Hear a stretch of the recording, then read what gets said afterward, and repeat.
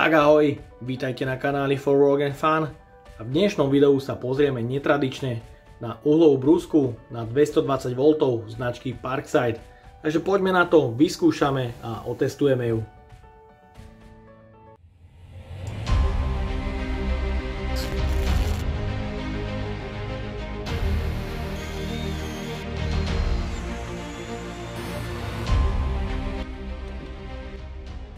Nový model uhlovej brúsky na 220 V Parkside so značením PVS 125 G6 prináša v novom modeli nový ochranný kryt kotúča. No a stále je to 1200 W príkon motora a 3000 až 12000 otáčok za minútu, takže regulácia tu stále je. No a poďme sa pozrieť na balenie. Súčasťou balenia je madlo, v ktorom je zastrčený kľúč pre demontáž kotúča. To madlo je tenučké, je plastové, úplne duté. Takže máme tu časť ochranného krytu, ktorá sa dá odpájať a dá sa demontovať bez toho, aby ste si ju museli odbrusovať. No a je tu samotná uhlová brúska, ktorá má sieťový kábel na 220 V a ten je dlhý 3 metre. Ďalej je tu užívateľský manuál, no a je tu náhradná sada uhlíkov. Súčasťou balenia je taktiež jeden rezný kotúč, ktorý má neštandardný rozmer. Je to 125 x 1,2 mm. Konečne, že sa výrobca dostal k tejto inovácii a vypočul všetkých zákazníkov značky Parkside, pretože každý z vás si ten ochranný kryt upravoval podľa seba, odrezával tú nezmyselnú druhú časť, ktorá tam bola. No a myslím, že v tomto prevedení je to určite lepšie a tá inovácia je určite veľkým plusom. Takže ak by vám chýbal starý systém, je tu druhá časť ochranného krytu, ktorá sa dá namontovať jednoduchým spôsobom. No a týmto spôsobom to máte docela v pôvodnom stave, v takom ako boli predchádzajúce verzie, s tou možnosťou, že si ten ochranný kryt môžete jednoducho demontovať kedykoľvek dole a nemusíte to používať, pretože je to absolútny nezmysel. Čo sa týka uhlovej brúsky, je tu hliníkové telo, ktoré má 3 závity na každej strane pre upevnenie madla. Zvyšok je vlastne klasika, je tu tlačítko pre zablokovanie kotúča pri výmene, je tu štandardný závit M14, koliesko pre zaistenie kotúča je štandardné, obyčajné. Ochranný kryt uhlovej brúsky je možné polohovať beznástrojovo, má to tu niekoľko polôch, kde sa dá ochranný kryt zaistiť, takže je to super.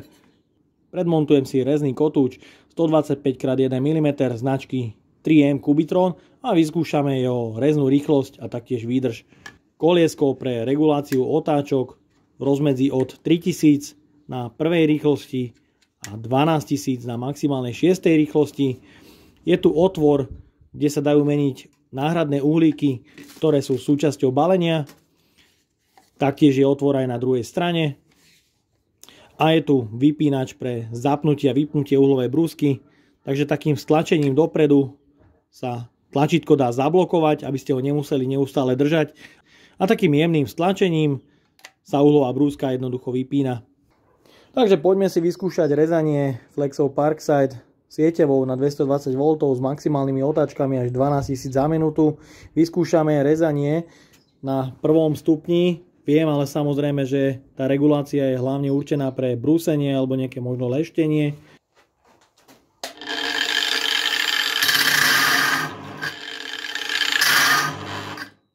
Takže na tej prvej rýchlosti je to samozrejme veľmi slabé.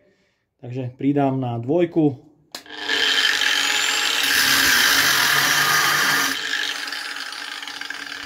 Aj na tej dvojke rýchlosti to samozrejme zastavuje. Dáme trojku.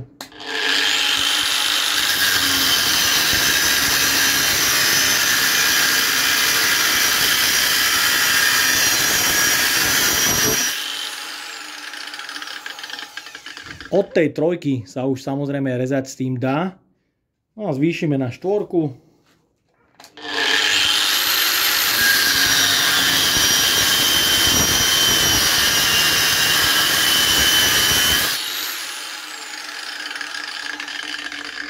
No a na tej 4. rýchlosti to už samozrejme ide pekne. Nastavím 5. rýchlosť.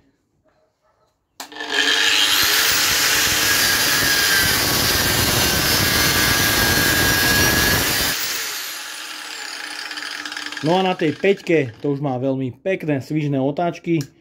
Nastavíme maximum 12 000 otáčok na prázdno.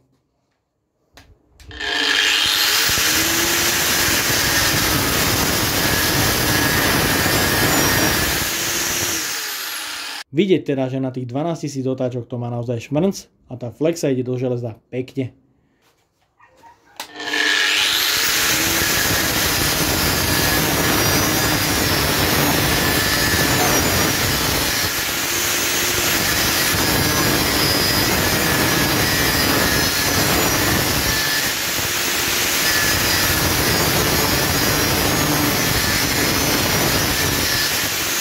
Takže mohli ste vidieť aj rýchlosť rezu bežných materiálov, ide veľmi pekne, krája to svižne.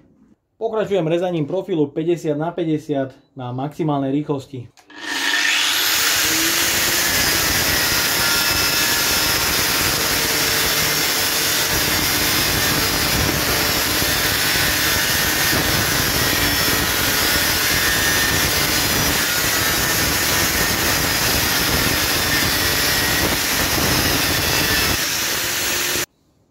No a mám tu takýto plocháč 60x5 mm.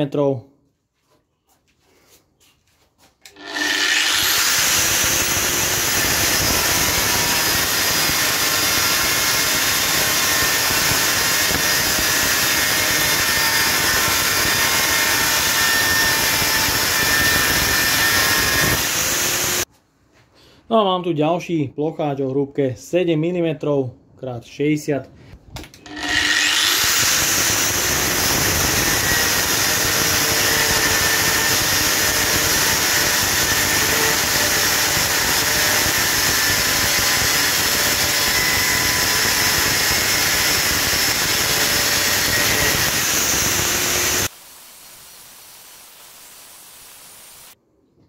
No a môžeme zatiaľ sledovať spotrebu kotúča 3M Cubitron 2. No a pokračujem rezaním profilu 80x80 x 8 mm.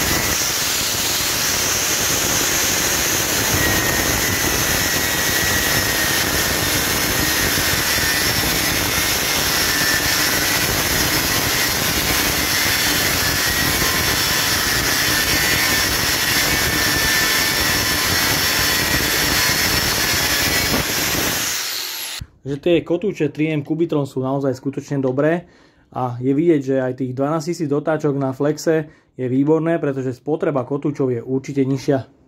Roxor o priemere 25 mm.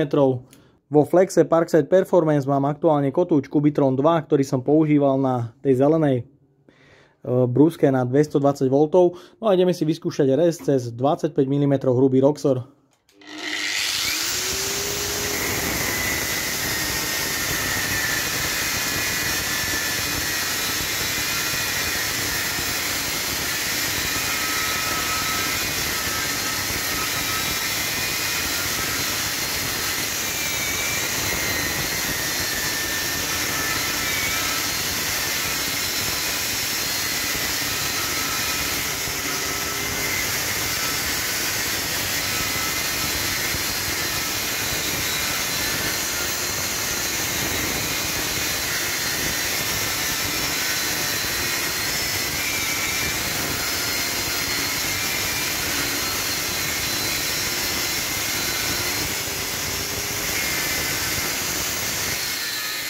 No a ja tu v dielni mám ešte takýto prastarý Bosch PVS 750. Je to už takmer 8 alebo 10 rokov staré, ale stále to funguje.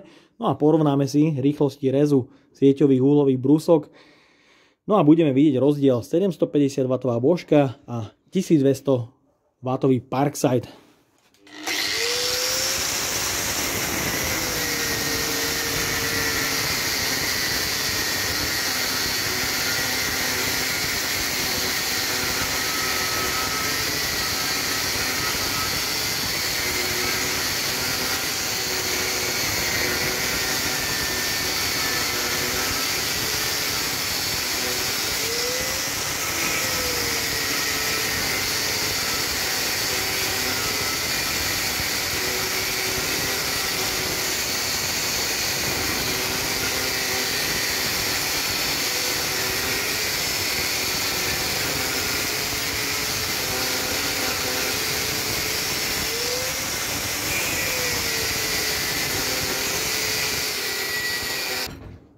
No a vo flexe už mám brúsny kotúč zrnitosti 40.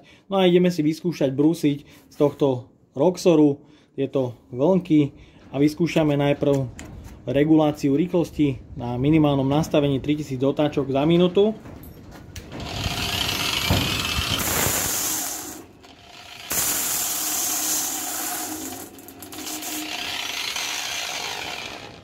Takže zvyšujem rýchlosť na 2. stupeň.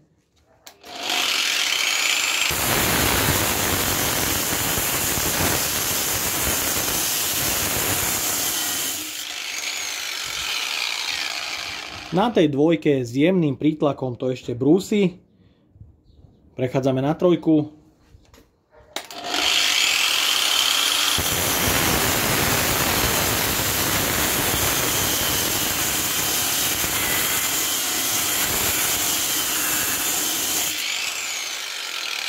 No a tu zhruba na tej 3. rýchlosti cítim, že to brúsi zhruba tak nejak ako Flexa Parkside Performance. No a prechádzame na 4. rýchlosť.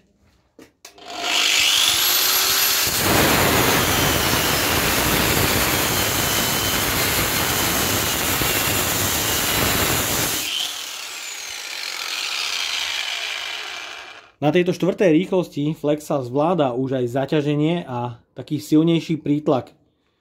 Prechádzame na 5. rýchlosť.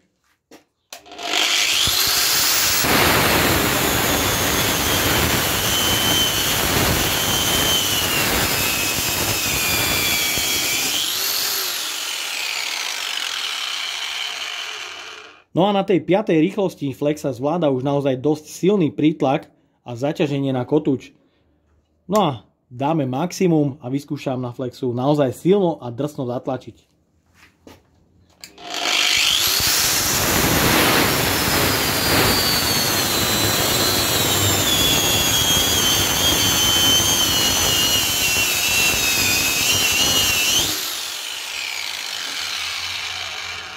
Takže na tej 6. rýchlosti to má naozaj veľmi vysoký výkon, má to dobrú silu.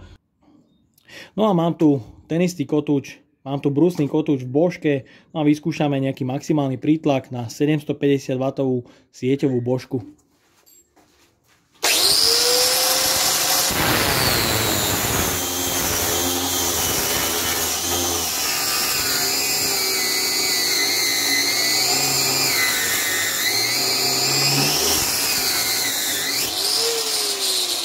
Takže mohli ste vidieť, aj 750 W božka zvláda veľmi silný prítlak.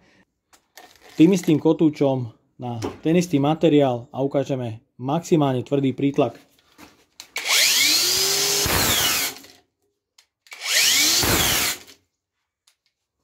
Takže môžete vidieť Flexa Parkside Performance po sekunde brúsenia zastane, pretože na tú brúsku som vyvíjal naozaj extrémny prítlak, ktoré tie sieťové brúsky zvládajú absolútne s prehľadom.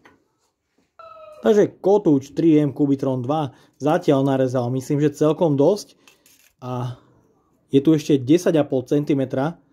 No a ja ho vyskúšam doraziť a na konci videa vám ukážem, koľko som s ním dokázal narezať odrezkov tohto Roxoru o priemere 25 mm.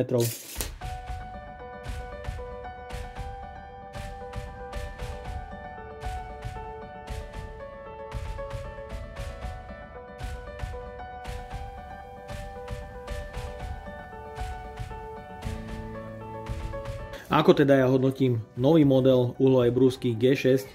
Podľa môjho názoru pri rezaní a brúsení je 12 000 otáčok a 1200 W cítiť. Brúska reže veľmi dobre a taktiež brúsi veľmi dobre.